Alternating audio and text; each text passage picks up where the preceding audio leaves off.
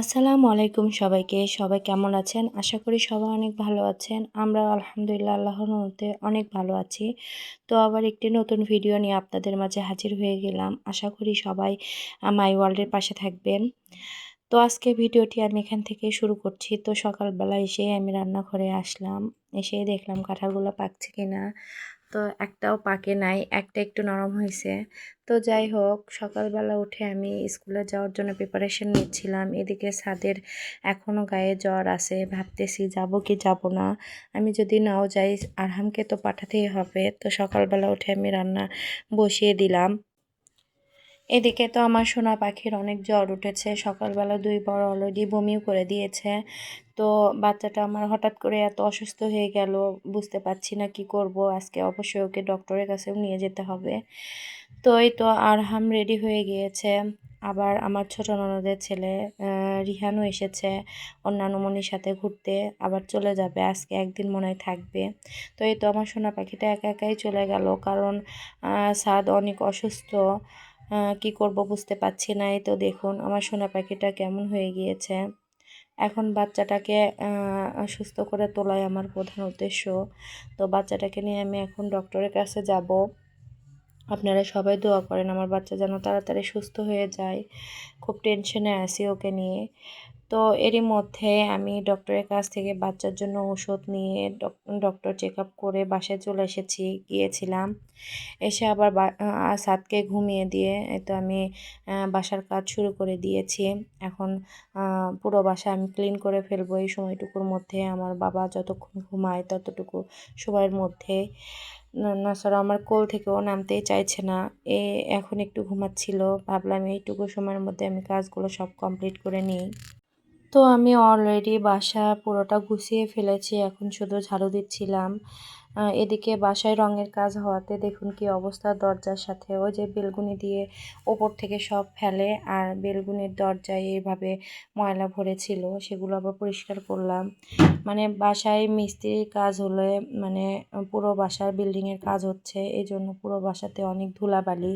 মানে প্রত্যেক দিন এই অবস্থা, পরিষ্কার করতে আমার অবস্থা খারাপ হয়ে যায়। তো যাই হোক, এই তো মোটামুটি আমার পরিষ্কার ডান। পরিষ্কার করে ফেলেছি, রান্নাঘরটাও পরিষ্কার করে ফেলেছি। তো এখন আমি গোসলে চলে যাব। আজকে কেন জানি না সাদ ঔষধ খেয়ে অনেক ঘুমাচ্ছিল।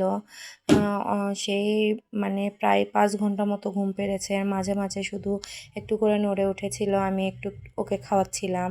মানে ঘুমের মধ্যে আমি ওকে খাইয়ে খাইয়ে দিচ্ছিলাম আর ও ঘুমাচ্ছিল। এই জন্য আমার সবগুলো কাজ কমপ্লিট হয়ে গিয়েছে। এই তো দেখুন আমার সোনা পাখিটা এই তো এখন একটু নড়তেছে, ওকে আবার খাওয়াবো। তারপর সাদ আবার ঘুমিয়ে গিয়েছিল। এরই মধ্যে আমি আর আরহামের পাপা দুজনে দুপুরের খাবার খেয়ে নিচ্ছিলাম। দুপুরের খাবার খাওয়ার পর এই যে আম ছিল ফ্রিজে, সেগুলো নষ্ট হয়ে যাবে, মানে বেশি পেকে যাচ্ছিল। তো ভাবলাম একটু কেটে আমরাও খাই, আর আরহামের জন্য বক্সে করে রেখে দিই, আরহাম এসে খাবে। তো কেটে আমি ফ্রিজে রেখে দিলাম।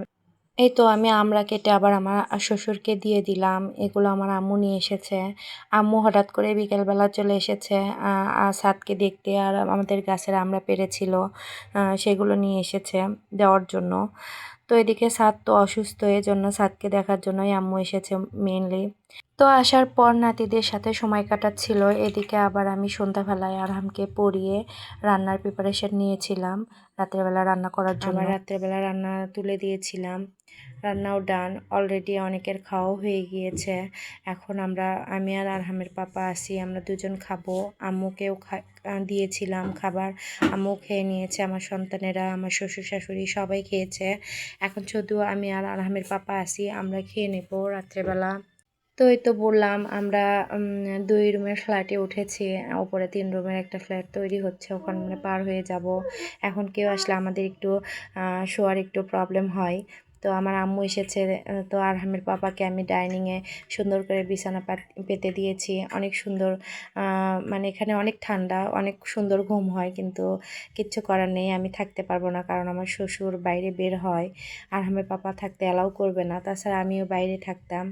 তো যাই হোক, আরহামের পাপা এখানে থাকবে, আর আমি আর আমার আম্মু আর বাচ্চাদের নিয়ে আমি এই তো রুমে থাকবো। তো ওরা সবাই ঘুমিয়ে পড়েছে অলরেডি।